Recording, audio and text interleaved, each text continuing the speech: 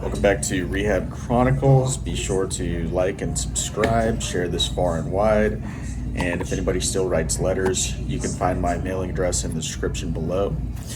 It's Sunday. It's one of the only days a week that we get to come together as roommates and go to church together, maybe get some cleaning done, have some apartment meetings.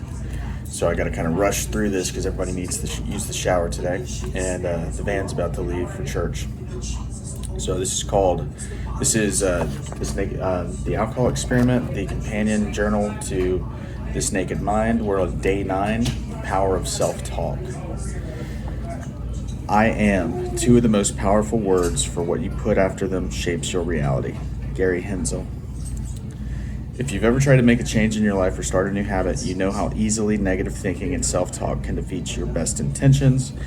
The good news is that you can change this. Awareness is key. Recognizing what you're telling yourself is the first step.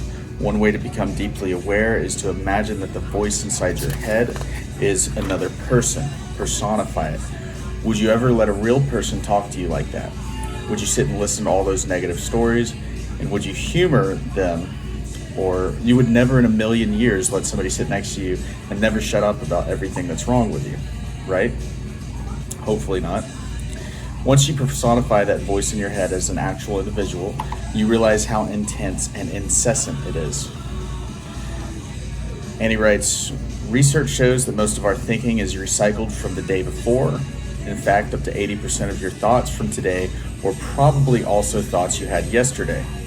We often give in to our inner voice simply because of repetition, and repetition masks itself as truth. It's like that old saying about propaganda: repeat a lie often enough and the people will believe it. When something becomes familiar to us, like a thought pattern, we believe it because it's familiar. This is how advertising works. And the lady writing this is an advertising executive. So whatever you're telling yourself over and over again, eventually you're going to start believing it, even if it's blatantly not true. Self-talk and cravings. She says there's 2 different types of self-talk. You have the self-talk that is conniving, that will do anything to convince you to pick up a drink.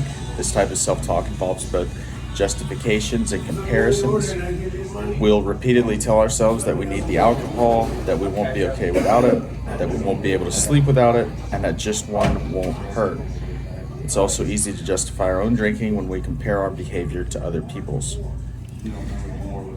Some other self-talk you might be hearing in your head includes things such as, this is too hard, this has already been too difficult, I'm not going to be successful, so I might as well give up now. Let's move this outside.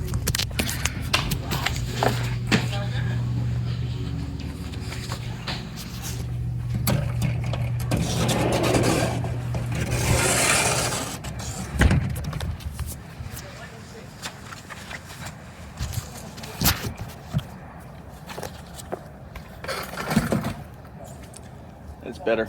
My roommate was on the phone with a girl I didn't want to interrupt. Bro code.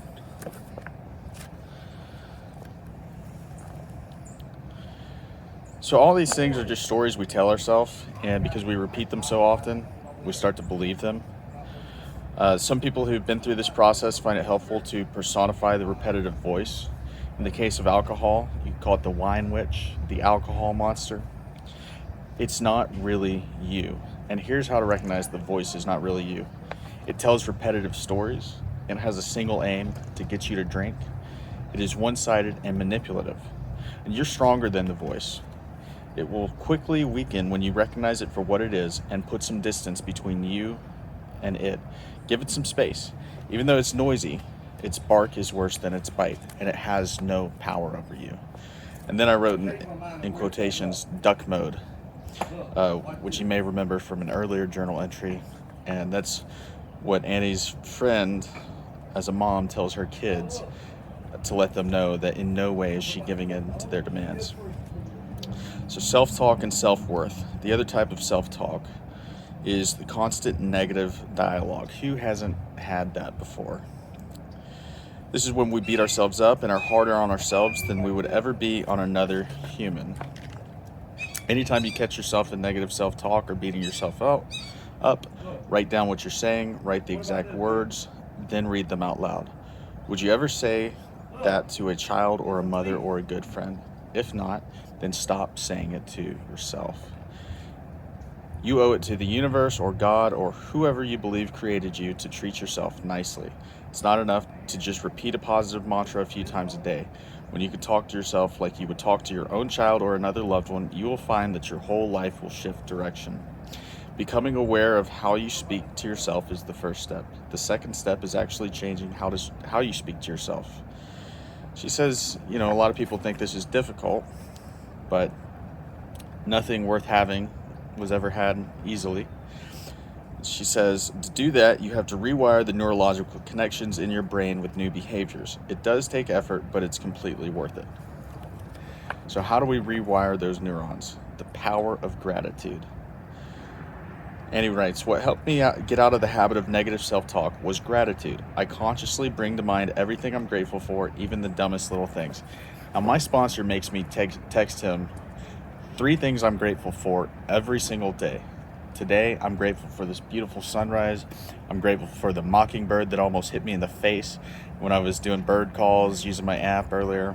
And I'm grateful for how much this book has helped me grow. And another thing, it just reminds me that when I'm with Ashley, sometimes I'll be moaning and complaining about something, and she'll just hit me with the positivity stick and go, well, what I'm grateful for. Makes me want to beat my head into the wall sometimes, but she's right. Gratitude is key. So here's the kicker. You're probably not feeling grateful. You'll probably feel cheesy at first. You might think, I don't feel grateful, I feel angry at myself, which is why I was giving myself such a hard time about my behavior. It doesn't matter if you feel it. It works anyway.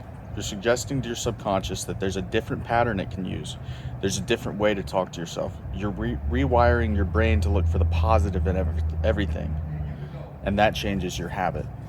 It also activates your reticular activation system, which is what causes you to see and notice things like if you buy a yellow car and all of a sudden you start seeing yellow cars everywhere. Some of this that she's saying in here is adapted from Byron Katie's process of questioning our thinking called The Work, thework.com.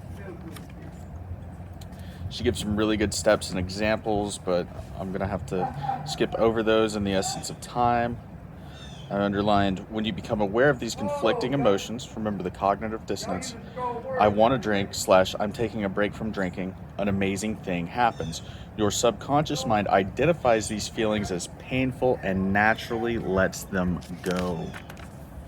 The brain is an amazing thing. Okay, so now to the journal entries.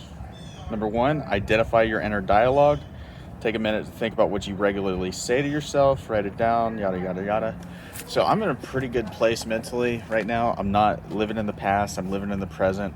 I don't have a lot of negative self-talk.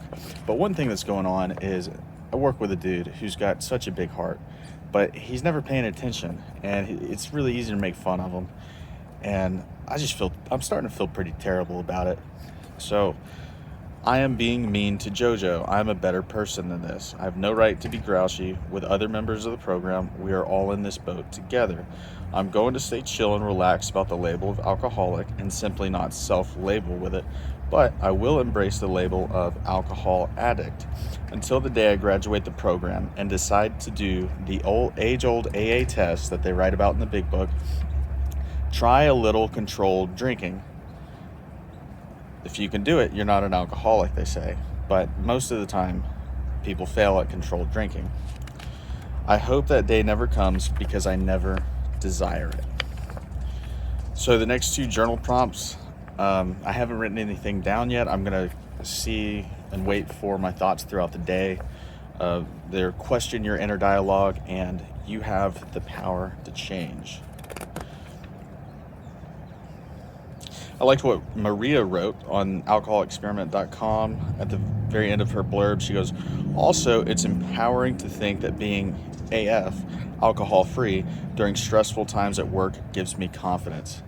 I agree, Maria. Okay, now Act 4, part of the awareness, clarity, and turnaround. Awareness. We all have an evolutionary need to fit in. We have mirror neurons. Humans evolved to fit in with others. Think about it. When a prisoner has the harshest punishment inflicted, it's solitary confinement. Some negative self-talk is, if I don't drink, I won't be part of the group. So it makes total sense that to fit in with an alcohol-obsessed society, we must be drinkers. But let's break this down. Clarity. It's pretty easy to figure out where this belief comes from. We all observe evidence of this every single day. Our cultural conditioning practically demands that we drink. If you think about, there's drinking at funerals, there's drinking at weddings, there's drinking at baby showers, there's drinking at, usually, hopefully not at work, but maybe if you're in a sales job, I saw that all the time. There's advertisements, billions of dollars a year spent on advertising for drinking. It wasn't that long ago that smoking was conditioned to be cool, to be empowering. And now we've done a complete turnaround. Smokers are shunned in restaurants, public buildings, and social events. They're forced to go outside to smoke. Don't think the alcohol industry doesn't know this. That's why it spends billions of dollars each year in the United States alone on advertising. Cool people drink, funny people drink, sexy people drink, and now fit people drink. I remember when I discovered the seltzers, they sell them at the gas station now. It's amazing. It doesn't upset my stomach. It doesn't have all the sugar. It's just water and like the same alcohol content as beer. Even yoga studios have wine tastings. Low-carb beer brands spend millions on Super Bowl commercials with hard-body athletes. We've also experienced that feeling of fitting in when we drink with our friends, right? It's fun. It's cool, at least for a little while. Everybody's having a great time. The advertising works so well because it mimics our everyday behavior. Never mind the consequences in a few hours or the next morning. Never mind the arguments with your spouse or the lost memories or the raging hangover. You've got to be part of the crowd. Society's view of non-drinkers is that they're boring, they're buzzkills, they aren't fun to be around. The truth is, the funny people are funny whether they're drinking or not, and the lame people are lame whether they're drinking or not. And he writes that when I wrote This Naked Mind, over 7,000 people volunteered to read it and give their feedback. She was shocked to hear that so many of them thought they were alone in their struggle to control their alcohol consumption. You're not alone. She says when she was honest about her drinking, suddenly others were okay to question their drinking too. And then finally, we'll wrap up by asking, what kind of culture are we creating by choosing to be a part of it? It's not popular to talk about, but there's a lot of evidence that alcohol-saturated culture is actually a culture of violence.